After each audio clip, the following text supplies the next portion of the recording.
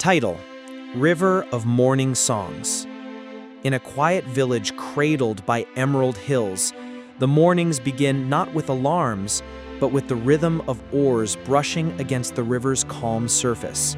Lan, dressed in her lucky red dress, paddled gently with her young daughter, May, on a handmade bamboo raft. The raft glided over the jade-green water like a leaf carried by the breeze. Lan had learned the river's moods since childhood. With hands calloused from work and heart softened by motherhood, she taught May the ways of life on water, how to set the fish traps, how to respect what they caught, and how to smile at the wind. Today's catch was bountiful. Baskets brimmed with shimmering fish, each one a silent token of the river's generosity. May sat nestled beside her mother, eyes wide with curiosity, tiny hands gripping a bamboo pole in mimicry.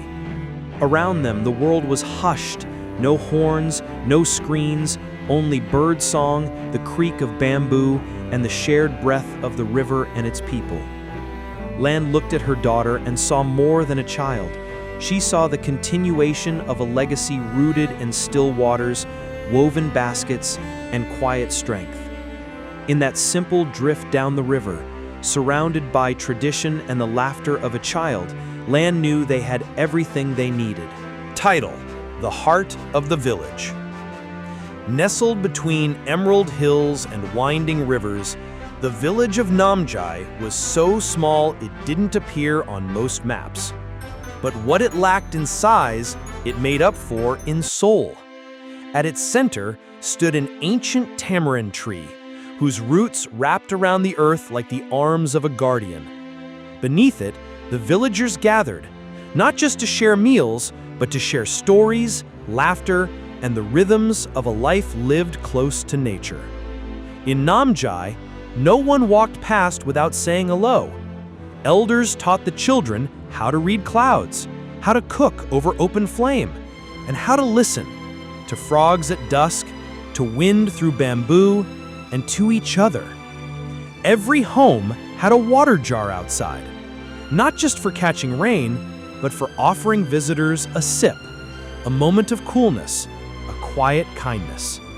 The sound of water gently dripping into the jars became the village's heartbeat, soft, steady, and full of life.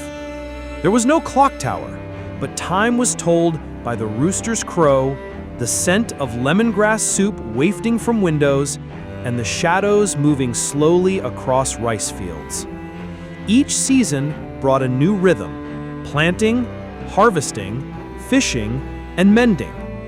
And while the world outside rushed and changed, Namjai stayed true, humble, warm, woven together like the straw mats on which they sat to share stories under starlight.